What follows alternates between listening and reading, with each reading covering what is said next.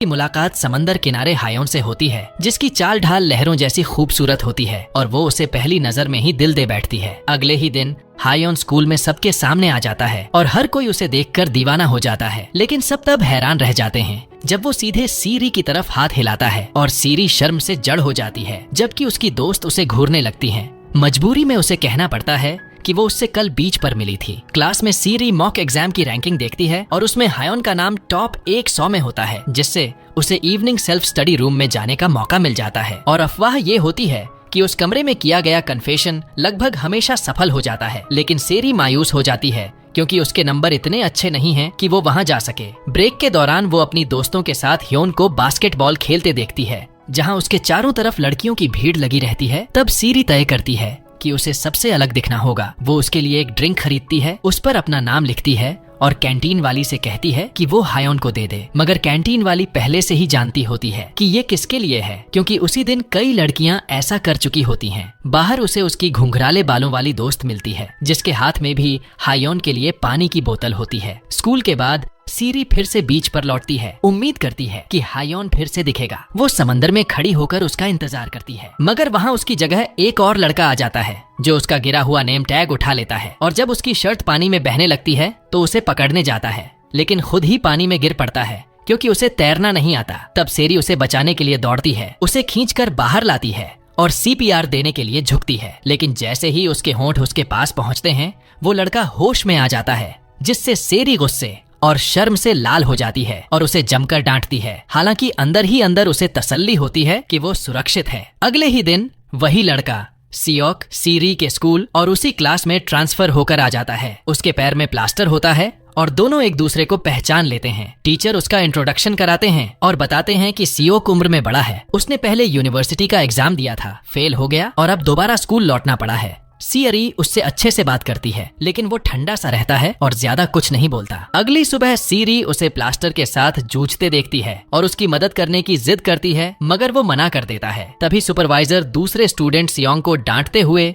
उसे मदद करने का आदेश देता है। बाद में सीरी को बिना नेम टैग के पकड़ा जाता है और वो झूठ बोल देती है कि शायद कहीं गिर गया होगा, जबकि असल में वो अभी भी ज्यूक के पास ही होता है और उसने उसे वापस नहीं किया होता। लंच टाइम पर सीरी और उसकी दोस्तें सियोक के लिए खाना लेकर आती हैं और उनकी इतनी केयर देखकर वो हैरान रह जाता है। जब बाकी बच्चे पूछते हैं कि क्या सच में सीरी ने उसे बीच पर बचाया था, तो सियोक चुप रहता है, लेकिन सीरी गर्व से बीच में कूद पड़ती है और पूरा क्रेडिट खुद ले लेती है। हंसते हुए वो ये तक कह देती है कि अब उस पर उसका एहसान है, उसे उसकी छतरी पकड़नी होगी, उसके लिए खाना लाना होगा और आइसक्रीम भी खिलानी होगी। और सियोक बेचारा मना भी नहीं कर पाता। बाद में उसकी दोस्तें उसे नया नाम टैग बनाकर देती हैं और जयुक लगभग उसका असली वाला लौटाने ही वाला होता है। लेकिन तभी वो किसी को ये कहते सुन लेता है कि शायद जिसने तुम्हारा नाम टैग लिया है उसने इसलिए लिया क्योंकि उसे तुम पसंद हो। और ये सुनकर वो चुपचाप अपना हाथ पीछे खींच लेता है। इसी बीच सीरी फिर से साफ साफ कह देती है कि उसका दिल सिर्फ ह्योन के लिए धड़कती है, मुझे वही पसंद है, किसी और के लिए कोई जगह नहीं है। जैसे ही वो ये बात खत्म करती है, अचानक एक बॉल उड़ती हुई उसकी तरफ आती है और उसे लग जाती है, मगर किसी ने उसे किक मारकर वापस भेज दिया होता है और सामने खड़ा होता है हायोन, जो सीधा उसकी ओर बढ़ता है। बॉल से गलती से सीरी को लगने पर हायोन तुरंत माफी मांगता है और चिंता दिखाता है, जबकि सीरी शर्म से नजरें झुका लेती है और घबरा जाती है। उसकी दोस्तें तुरंत चिढ़ाने लगती हैं कि उसने जानबूझकर ऐसा किया होगा ताकि उससे बात करने का मौका मिल जाए। हालांकि सियोक को ऐसा बिल्कुल नहीं लगता। क्लास में वापस आकर सीरी की करीबी दोस्त बताती हैं कि सुआ के बाल फिर से बिल्कुल सीधे हो गए हैं। ये सुनते ही सीरी हैरान होकर खुद देखने दूसरी क्लास में भागती है और सच में उसके बाल वही बन चुके होते हैं जैसा वो हमेशा चाहती थी। पूछने पर पता चलता है कि सुआ ने सैलून में बहुत महंगे 2 मिलियन में अपने बाल स्ट्रेट करवाए हैं। ये सुनकर सीरी और उसकी दोस्तें उम्मीद और जिज्ञासा में सैलून पहुँच जाती है, जहाँ मालकिन कहती है कि सीरी के बहुत ज्यादा घुंघराले बाल भी सीधे किए जा सकते हैं। घर लौटकर सीरी अपनी सारी जमा पूंजी इकट्ठा करती है, लेकिन पैसे पूरे नहीं पड़ते और दिल टूट जाता है। मायूस होकर वो फिर बस देखने के लिए सैलून जाती है। तभी वो गलती से सियोक को मालकिन को माँ कहते सुन लेती है और उसके दिमाग में एक अजीब सा प्लान बन जाता है। अगले दिन वो सियोक से पहले से बिल्कुल अलग तरीके से पेश आती है, ज्यादा प्यार से बात करती है। स्कूल के बाद वो जानबूझकर सैलून के बाहर उससे टकराने का नाटक करती है और पूछती है कि वो वहाँ क्या कर रहा है। तब वो बताता है कि ये सैलून उसकी माँ का है। ये सुनते ही सीरी बिना झिझक अंदर भाग जाती है, खुद को उसकी करीबी दोस्त बताती है और उसकी माँ को याद दिलाती है कि उसने बीच पर उसकी जान बचाई थी। वो वादा करती है कि स्कूल में उसका ध्यान रखेगी और बदले में इशारों इशारों में अपने बाल स्ट्रेट करवाने की बात कह देती है। उसकी माँ मुस्कुराकर मान जाती है, लेकिन शर्त रखती है कि ये तब होगा जब उसका प्लास्टर उतर जाएगा। इसके बाद से सीरी पूरी तरह सियोक की लाइफ में घुस जाती है, उसे क्लास तक छोड़ती है, पढ़ाई में मदद करती है और सुरक्षित घर पहुंचाती है। यहाँ तक कि सैलून दोबारा खुलने के लिए उसकी माँ के साथ पर्चे बांटने में भी हाथ बंटाती है। एक बारिश वाले दिन वो उसे अपने पिता के वेयरहाउस में शरण लेने ले जाती है और उसे अपने पिता के कपड़े पहनने को देती है। अंदर उसकी कॉमिक बुक्स के ढेर लगे होते हैं। जब वो पूछती है कि क्या उसे पढ़ना पसंद है तो सियोक कहता है कि उसने कभी कॉमिक्स नहीं पढ़ी। ये सुनकर वो चौंक जाती है और बड़े उत्साह से अपनी पसंदीदा किताबें उसे चुनकर देती है। यहाँ तक कि उसे ताला खोलने का पासवर्ड भी बता देती है ताकि वो जब चाहे आ सके। इसी दौरान सीरी और उसकी दोस्तें हायोन को कन्फेशन करने की तैयारी में ओरिगामी बीड्स मोड़ने लगती हैं। उन्हें पता चलता है कि उनकी राइवल मिन पहले ही 1000 मोतियां बना रही है, तो वो सीधा 10,000 बनाने का टारगेट रख लेती हैं। जब सियोक को ये प्लान पता चलता है तो वो चुपचाप खिसकने की कोशिश करता है, लेकिन सीरी उसे रोक लेती है और कहती है कि उसका रोल बहुत जरूरी है। बड़े दिन से पहले उसे उसके बाल स्ट्रेट करने में मदद करनी होगी। मजबूरी में सियोक वहीं रुक जाता है और उसके साथ मोतियां मोड़ने लगता है। बाद में सीरी शाम के सेल्फ स्टडी रूम में एक क्लासमेट से सीट बदलने की गुहार लगाती है, क्योंकि उसे लगता है कि हायोन को प्रपोज करने के लिए वही सबसे परफेक्ट जगह है। मगर वो लड़का मना कर देता है, ये कहकर कि इससे उसकी पढ़ाई खराब होगी, और झुंझलाकर उस पर चिल्ला पड़ता है, तुम्हें लगता है वहाँ कन्फेशन करने से वो तुम्हें पसंद करने लगेगा? क्या हायोन अंधा है? तुम्हारा कोई चांस नहीं है, अपना टाइम बर्बाद मत करो। उसकी ये कड़वी बातें सीरी का हौसला पूरी तरह तोड़ देती हैं। उसी शाम वो रोती हुई सियोक के घर जाती है, ओरिगामी बीड्स का जार उसके हाथ में थमा देती है और बिना कुछ कहे चुपचाप लौट जाती है। जब वो अपने पिता के वेयरहाउस पहुंचती है तो दरवाजा खुला मिलता है और अंदर सियोक कॉमिक्स पढ़ता हुआ बैठा होता है, अब भी उसके सपने को पकड़े हुए। सी कहती है कि वो हायोन से तभी कन्फेशन करेगी जब उसके बाल स्ट्रेट हो जाएंगे, क्योंकि उसे लगता है कि तभी वो उसे पसंद करेगा। तब सियोक एक और जार निकालता है जो उसने पिछले कई दिनों से चुपचाप उसके लिए मोतियां मोड़कर भरा था। सेरी हैरान रह जाती है जब वो पूछता है कि इन मोतियों का असली मतलब क्या है, और वो धीरे से कहती है, इनमें मेरे, तुम्हारे और मेरी सारी दोस्तों के जज्बात भरे हैं। अगर हायोन मुझे मना भी कर दे तब भी मैं इस जार को हमारे साथ बिताए वक्त की याद के तौर पर संभाल कर रखूंगी। अगले दिन सीरी सियोक को स्कूल ले जाने उसके घर पहुंचती है और देखती है कि उसके पैर से प्लास्टर उतर चुका है। ये देखकर वो खुशी से झूम उठती है। उसकी माँ उसे याद दिलाती है कि वादा पूरा करने का वक्त आ गया है, अब वो उसके बाल स्ट्रेट करवा सकती है। सीरी मुस्कुराती है, लेकिन तय करती है कि वो हायोन को कन्फेशन करने से ठीक एक दिन पहले ही ऐसा करेगी। स्कूल में नया मॉक एग्जाम रिजल्ट लग जाता है और सब उसे घेर लेते हैं। तभी सबके सामने सियोक का नाम टॉप रैंकर्स में दिखता है। उसने दिन रात मेहनत की थी, क्योंकि उसे पता था कि सीआरई को इवनिंग सेल्फ स्टडी रूम में जगह दिलाने के लिए किसी का चुना जाना जरूरी है। जब सियोक उसे अपनी सीट देने की पेशकश करता है ताकि सीरी वहाँ जाकर अपना कन्फेशन कर सके, तो पहली बार उसका दिल उम्मीद से रोशन हो जाता है। मगर जश्न मनाने से पहले ही एक और झटका मिलता है। खबर फैल जाती है कि जिस हायोन से वो प्यार करती है वो इस एग्जाम में फेल हो गया है, और उसे लगता है जैसे किस्मत फिर से उसकी जिंदगी के साथ खेल रही हो। एक दिन पड़ोस की एक औरत सीरी के घर आती है और उसकी माँ को जांगमी के परिवार के बारे में बताती है, जो हेयर सैलून की मालकिन है। वो कहती है कि जांगमी का बेटा सियोक स्कूल के सबसे होशियार बच्चों में से है और उसका पिता एक मशहूर यूनिवर्सिटी हॉस्पिटल में प्रोफेसर है। सीरी की माँ हैरान होकर सोचती है कि इतनी कामयाब फैमिली यहाँ रहने क्यों आई होगी। तब पड़ोसन दर्दनाक सच बताती है कि उसका पति जलन में पागल था, अक्सर अपनी बीवी पर जुल्म करता और अपनी नाकामी का गुस्सा बेटे पर निकालता था, जिससे वो लड़का टूट गया, अकेला पड़ गया और उसे स्कूल और एग्जाम तक छोड़ने पड़े। पास बैठी सीरी ने ये सब सुन लिया और उसका दिल दर्द से भर गया। उस शाम अपने पिता के वेयरहाउस के पास से गुजरते हुए सीरी को अंदर लाइट जलती दिखती है और झांकने पर वो देखती है कि उसके पिता सियोक के साथ इंस्टेंट नूडल्स बांटकर खा रहे हैं। इतना ही नहीं, उसके पिता उसे एक डिस्पोजेबल कैमरा भी थमा देते हैं और कहते हैं कि अंदर ऐसे और भी पड़े हैं, जब मन हो इस्तेमाल कर सकता है। अगली सुबह स्कूल में सीआरई की नजर आने वाले पिकनिक के पोस्टर पर पड़ती है और उसके दिमाग में तुरंत ये जगह हायोन को प्रपोज करने का परफेक्ट मौका बन जाती है। वो अपनी दोस्तों के साथ प्लान पर बात ही कर रही होती है कि हायोन वहाँ से गुजरता है और हमेशा की तरह सीरी की तरफ हाथ हिलाता है, जिससे उसका दिल फिर से झूम उठता है। जिम क्लास में हैंडबॉल गेम के लिए सब जोड़ी बनाते हैं। एक लड़की फुर्ती से हायोन के साथ टीम बना लेती है और सीरी को मजबूरी में एसियोक के साथ खेलना पड़ता है। गेम तेज और खतरनाक होता जाता है। हायोन ब्लू टीम को टारगेट करता है और एक बॉल सीरी की तरफ उड़ती है, लेकिन सियोक बार बार उसके आगे आकर उसे बचा लेता है। फिर प्यार में पागल होकर सीरी एक पल में खुद हायोन को बचाने के लिए बॉल के सामने कूद जाती है और ये देखकर सियोक अंदर से टूट जाता है। उसी शाम सीरी को हायोन का वॉइस मैसेज आता है, जिसमें वो गेम के दौरान उसे बचाने के लिए शुक्रिया कहता है और सीरी खुशी से झूम उठती है। लेकिन कुछ ही पलों बाद सियोक का मैसेज आता है, जिसकी आवाज चिंता से भरी होती है। वो पूछता है कि क्या उसे दर्द तो नहीं हो रहा। खुद को कोसता है कि उसने उसे अकेला छोड़ दिया और उसे जिद न करने बल्कि जल्दी ठीक होने के लिए मरहम लगाने की सलाह देता है। दोनों मैसेज सुनकर सीरी के दिल में अलग अलग तरह के एहसास उमड़ने लगते हैं। एक तरफ बेवजह की खुशी, दूसरी तरफ अजीब सी गर्माहट और उलझन। बाद में वो सैलून जाती है, जहाँ सियोक की माँ उससे उसके बाल धोने को कहती है और इतनी नजदीकी में दोनों को अजीब सा महसूस होता है। तभी सियोक गलती से शैम्पू से पहले कंडीशनर लगा देता है। उसकी माँ हैरानी से उसे देखती है, क्योंकि वो कभी ऐसी गलती नहीं करता। वो तुरंत बहाना बनाकर बाहर चला जाता है और सीरी को उसके जज्बातों पर शक होने लगता है। स्कूल पिकनिक का दिन आ जाता है और बस में चढ़ते वक्त सीरी सीधे चमकदार बालों के साथ आती है, जिसे देखकर सब दंग रह जाते हैं। पीछे बैठा सियोक चुपचाप देखता रहता है और उसका मूड बुझा हुआ होता है। पिकनिक स्पॉट पर सीरी अपना पेपर बीड्स वाला जार सावधानी से हायोन की सीट पर रख देती है। रात को सब मिलकर उसके कन्फेशन के लिए एक खास जगह सजाते हैं। तीरों के निशान देखते हुए हायोन वहां पहुंचता है और सामने सिर्फ सीरी को पाकर चौंक जाता है। वो उसके सीधे बालों की तारीफ करता है, मोतियों के जार को देखकर खुश होता है और उसे फिर से धन्यवाद देता है कि उसने उसे बचाया था। फिर हायोन उस दिन की बीच वाली बात छेड़ता है और कहता है कि उसके बारे में सिर्फ वही दोनों जानते हैं। ये सुनकर सीरी जम जाती है, क्योंकि उसे एहसास होता है कि उसे नहीं पता कि सियोक भी वहाँ मौजूद था। उसी पल वो सियोक को चुपचाप वहाँ से मुड़कर जाते हुए देख लेती है और उसका दिल कसकर भींच जाता है। उसे सब कुछ साफ समझ आने लगता है। वो हायोन की तरफ देखकर कहती है, मुझे तुम बहुत पसंद हो और मैं आज यहाँ तुम्हें ये बताने लाई थी। लेकिन जैसे ही मैं बोलने वाली थी, मेरे दिमाग में किसी और का ख्याल आने लगा। मुझे लगता था कि पसंद किए जाने के लिए मुझे खुद को बदलना होगा, सुंदर बनना होगा,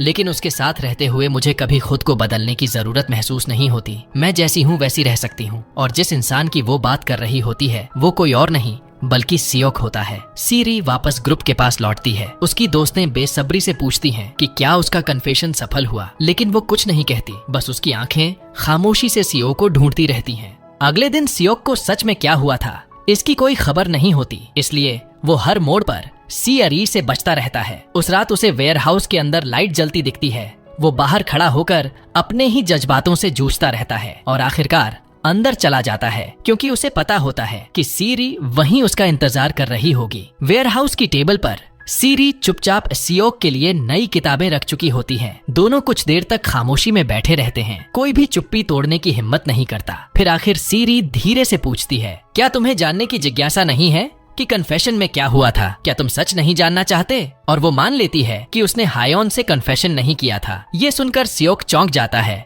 और पूछता है, क्यों? सीरी हल्की सी मुस्कान के साथ कहती है, क्योंकि अब मैं पढ़ाई पर फोकस करना चाहती हूँ, लेकिन ये बात किसी को मत बताना। मैं उन्हें निराश नहीं करना चाहती। जब यूनिवर्सिटी एंट्रेंस एग्जाम आए तो बस मेरे लिए एक बहुत बड़ी कैंडी खरीद देना, शायद उससे मेरा रिजल्ट अच्छा आ जाए। अगले दिन स्कूल में जब साई सियोक को घुंघराले बालों वाली लड़की के साथ बातें करते देखती है तो उसका दिल थोड़ा सा बैठ जाता है और हल्की सी जलन उसके अंदर उभर आती है। हालांकि वो उसे छुपाने की कोशिश करती है। उसी रात सियोक की माँ सोफे पर रखा एक बहुत बड़ा गिफ्ट देखकर पूछती है तो सियोक बताता है कि सीरी ने उससे एक बहुत बड़ी कैंडी लाने को कहा था। फिर वो अपनी माँ से कहता है कि वो अगले साल यूनिवर्सिटी एंट्रेंस एग्जाम देने का इरादा रखता है। ये सुनकर उसकी माँ हैरान रह जाती है और याद दिलाती है कि उसने तो कभी कहा था कि वो एग्जाम देने से बेहतर मर जाना पसंद करेगा। थोड़ी देर बाद सियोक सीरी के घर आता है और उसके लिए वही बड़ी सी कैंडी लेकर आता है। जैसे ही वो जाने लगता है, सीरी उसे रोककर पूछती है कि क्या वो सुआ के करीब है। वो बिना झिझके कह देता है कि नहीं, फिर उसे एग्जाम के लिए शुभकामनाएं देता हुआ चला जाता है। एंट्रेंस एग्जाम का दिन आ जाता है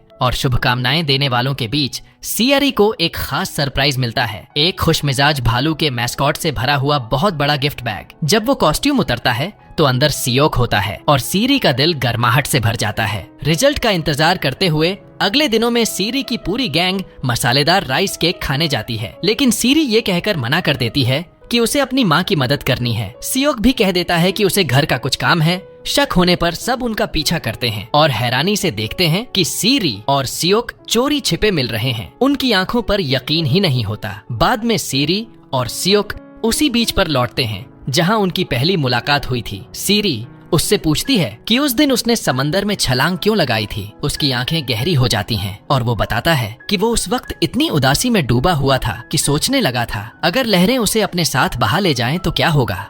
लेकिन तभी पानी के अंदर उसे वो तैरती हुई दिख गई और उसी पल उसकी मौजूदगी ने उसे जिंदगी की तरफ वापस खींच लिया। धीरे धीरे वो उसके हाथ में वो नेम टैग थमा देता है जिसे उसने इतने दिनों तक संभाल कर रखा था और मानता है कि वो उसे उस इंसान की याद के तौर पर रखे हुए था जिसने उसकी जान बचाई थी। फिर वो उसका हाथ थामता है, उसकी आंखों में देखकर कहता है कि वो उससे प्यार करता है। घर लौटते वक्त दोनों का मन एक दूसरे से अलग होने को नहीं करता, उनके हाथ एक दूसरे से चिपके रहते हैं। तभी सीरी झुककर उसके होठों पर एक शर्मीली और नर्म सी किस कर देती है। उसके गाल जल उठते हैं लेकिन उसका दिल सुकून से भर जाता है। घर पहुंचने पर सियोक की माँ उसे बताती है कि रविवार को उसे सियोल जाकर नया हेयर ड्रायर लेने जाना है। वो पूछता है कि क्या उसे साथ चलना है, मगर उसकी माँ मना कर देती है और कहती है कि वो यहीं रहकर दुकान का ध्यान रखे। अगले दिन सियरी अपने परिवार के साथ पिकनिक पर जाने वाली होती है। निकलने से पहले वो सियोक को कॉल करना नहीं भूलती और बात करते हुए बार बार उसे रविवार की याद दिलाती रहती है जो उनकी तय की हुई डेट का दिन होता है। इसके तुरंत बाद सीरी अपनी खास दोस्ती वाली गैंग को फोन करती है और उनसे कहती है कि बीच पर सियोक को प्रपोज करने के लिए सारी तैयारी में उसकी मदद करें। आखिरकार वो खास रविवार आ जाता है जहां एक तरफ दोस्त जगह सजाने में लगे होते हैं, वहीं दूसरी तरफ सीरी और सियोक पहले ही वहां पहुंच चुके होते हैं। ये देखकर सब अपने अपने तय किए गए पोजीशन पर जल्दी से भाग जाते हैं प्लान के मुताबिक। थोड़ी दूरी पर खड़ी सीरी दोस्तों को रुकने का इशारा करती है लेकिन कोई उसकी बात नहीं समझ पाता। ठीक उसी पल सियोक को किसी का मैसेज आता है और वो कहता है कि उसे कॉल करने के लिए थोड़ा दूर जाना होगा, लेकिन उसी मैसेज को पढ़ते ही उसका चेहरा उतर जाता है। उसकी माँ को हॉस्पिटल में भर्ती कराया गया है। सीरी से माफी मांगकर वो तुरंत सियोल के लिए निकल जाता है। हॉस्पिटल पहुंचकर सियोक अपनी माँ को बेहोशी की हालत में कोमा में पड़ा देखता है और पास में उसका पिता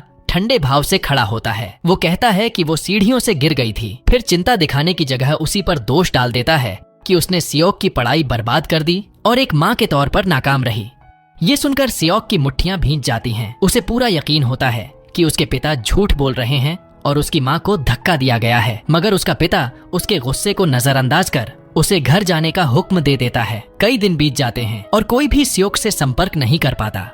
जब सीरी और उसकी दोस्तें उसके घर जाती हैं तो दुकान बंद मिलती है और बाहर फॉर रेंट का बोर्ड लगा होता है। घबराई हुई सीरी को याद आता है कि उसका पिता सोल नेशनल यूनिवर्सिटी हॉस्पिटल में प्रोफेसर है। बेबस होकर वो बस पकड़कर शहर जाती है। हॉस्पिटल में वो सियोक की माँ के बारे में पूछती है और जिस कमरे की तरफ भेजी जाती है वहाँ बाहर खड़े होकर वो एक डरावनी बातचीत सुन लेती है। सियोक का पिता ठंडे लहजे में कह रहा होता है कि वो दोनों तुरंत अमेरिका जा रहे हैं और अगर कभी वापस आए तो उसके शिकंजे से नहीं बच पाएंगे। माँ और बेटा दोनों की आंखों से आंसू बह रहे होते हैं। जाना कोई नहीं चाहता लेकिन मजबूर होते हैं। दरवाजे के बाहर खड़ी सीरी सब कुछ सुन लेती है और उसका सीना डर से कस जाता है। उसी रात सीरी एक पब्लिक फोन से कॉल करती है। जैसे ही ये सियोक की आवाज सुनाई देती है वो जम जाती है और फिर टूटे दिल के साथ वो ऐसे शब्द कह देती है जो उसका दिल नहीं चाहता था। वो कहती है कि उसने उसे हमेशा सिर्फ एक दोस्त की तरह देखा है ताकि वो गलतफहमी में न रहे और अब उन्हें एक दूसरे से मिलने की जरूरत नहीं है। सीरी की आवाज कांपती रहती है लेकिन वो ये सब इसलिए कहती है क्योंकि वो समझती है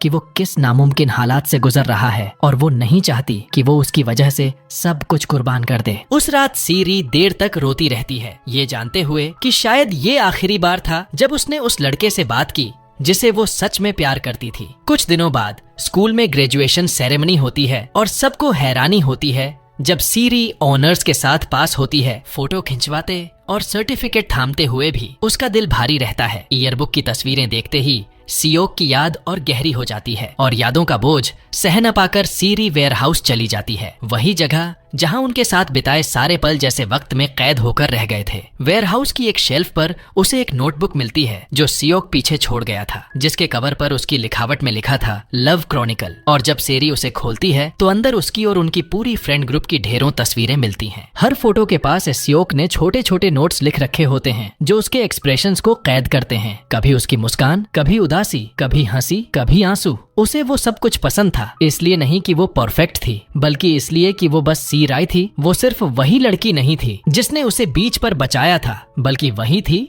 जिसने उसे उसकी जिंदगी की अंधेरी गहराइयों से बाहर खींच लिया था, जिसने उसे उसके अपने डरावने ख्वाबों से बचाया था। कभी उसने उसके नेम टैग को अपनी जिंदगी की डोर समझकर पकड़ा हुआ था, मगर अब उसे उसकी जरूरत नहीं थी, क्योंकि उसका नाम, उसकी मौजूदगी उसके दिल पर खुदी हुई थी। हर पन्ना पलटते हुए सीरी की आंखों से आंसू बहने लगते हैं, क्योंकि उसके सामने एक खूबसूरत प्यार खुलकर सामने आ जाता है। लेकिन वो प्यार उसे बहुत दूर लगता है, जैसे बस छूने से रह गया हो। टूटे दिल के साथ वो बीच पर भटकती है और सियोक को मैसेज भेजती है, मैं आज तुमसे नहीं मिल सकती, मेरी तबीयत ठीक नहीं है। वही बहाना जो वो पहले भी इस्तेमाल कर चुकी थी और जिसे वो सोचती थी कि शायद कभी जवाब नहीं आएगा, मगर इस बार जवाब अलग होता है, तुम मुझे तो बिल्कुल ठीक लग रही हो। और तभी उसका फोन बजता है। पीछे से एक जानी पहचानी आवाज उसका नाम पुकारती है। वो मुड़ती है और सामने सियोक रेत पर खड़ा होता है। हैरानी राहत में बदल जाती है। सीरी दौड़कर उससे लिपट जाती है और रोते हुए माफी मांगती है। कबूल करती है कि उसने झूठ बोला था और जो कड़वे शब्द उसने कहे थे वो दिल से नहीं थे। वो कभी उसे भूल नहीं पाई, कभी उससे प्यार करना बंद नहीं कर पाई। और सियोक सब समझ जाता है। शांत नजरों से